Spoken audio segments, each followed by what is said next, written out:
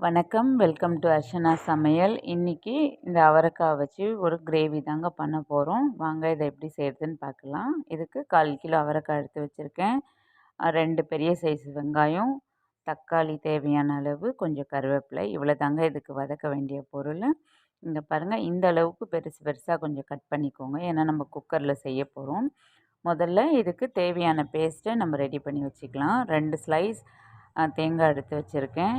ஒரு 10, 15 சின்ன வெங்காயம், 2 மீடியம் சைஸ் தக்காளி, கொஞ்சம் சீரகம், கொஞ்சம் மிளகு. இப்போ இது எல்லாமே ஃபைன் பேஸ்ட்டாக நம்ம அரைச்சி எடுத்துகிட்டு வந்துக்கோங்க.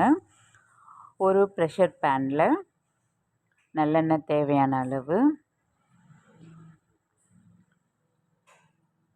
தாளிக்கிறதுக்கு கடுகு சீரகம் போட்டு தாளிச்சிக்கோங்க. பொரிஞ்சதுக்கப்புறம் கருவேப்பிலை நம்ம சேர்த்துக்கலாம். இப்போது வெட்டி வச்சுருக்கிற வெங்காயமும் தக்காளியும் இப்போ நம்ம ஆட் பண்ணிக்கலாம். இது நல்லா கோல்டன் ப்ரௌன் ஆகிற வரைக்கும் வதக்கிக்கோங்க. இப்போ தக்காளி கூட உப்பு சேர்த்து நல்லா ஸ்மூத்தாகிற வரைக்கும் நம்ம வதக்கி எடுத்துக்கலாங்க.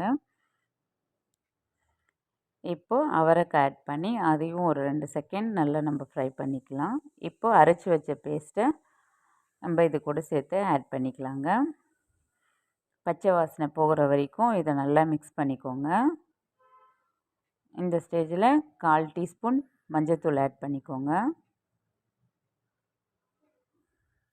3 டீஸ்பூன் குழம்பு மிளகாத்தூள், அதையும் போட்டு நல்லா பச்சை வாசனை போகிற வரைக்குமே நம்ம இதை சிம்மில் வச்சு கருகிடாமல் நல்லா ஃப்ரை பண்ணிக்கோங்க.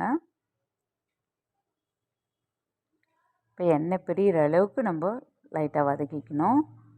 பாருங்கள், எல்லாமே ஒன்று சேர்ந்த போல் ஆகிடுச்சு பாருங்கள்.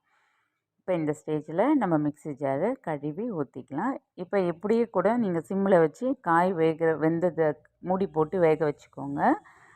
தயிர் சாதத்துக்கோ இல்லை ரசம் சாதத்துக்கு இல்லைன்னா பருப்பு மிளகாய் கிள்ளி சாம்பார் வைப்போம் இல்லையா, அதுக்கெல்லாம் இந்த மாதிரி ஃப்ரை பண்ணி வச்சிங்கன்னா ரொம்ப அருமையாக இருக்கும் அந்த சைட் டிஷ். இப்போ நான் இந்த குழம்பா செய்கிறதுனால கொஞ்சம் தண்ணி ஆட் பண்ணிக்கிறேன். 3 விசில் அடிக்கட்டும். 3 விசிலுக்கு அப்புறம் பார்த்தீங்கன்னா கறி குழம்பு மாதிரி இருக்குங்க. இதை நீங்கள் இன்னும் கொஞ்சம் திக்காகி சப்பாத்தி கூட வச்சு சாப்பிட்டா ரொம்ப அருமையாக இருக்கும். இதை நான் லஞ்சுக்கு பண்ணியிருக்கேன். இல்லை நம்ம தோசைக்கு செஞ்சு சாப்பிட்டாலும் நல்லா இருக்குங்க.